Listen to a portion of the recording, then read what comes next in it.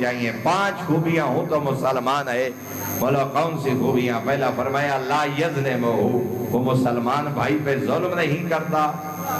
वला यग़ुश्शुहु, वो मुसलमान भाई को धोखा नहीं देता। वला यख़्ज़ुलुहु, वो अपने मुसलमान भाई को मुश्किल में छोड़ता नहीं है। वला यख़ूनुहु, वो मुसलमान भाई के साथ खियानत नहीं करता। वला यहरिमुहु, वो मुसलमान भाई को उसके हक से महरूम नहीं करता। अगर ये 5 चीज़ां हैं उस इंसान जुल्म न करे, साढ़े मुआशरे की क्या हालत, असा केड़े मकाम पे करे। मुसलमान वो है जो दूसरे मुसलमान पर जुल्म न करे, जो दूसरे मुसलमान को धोखा न दे।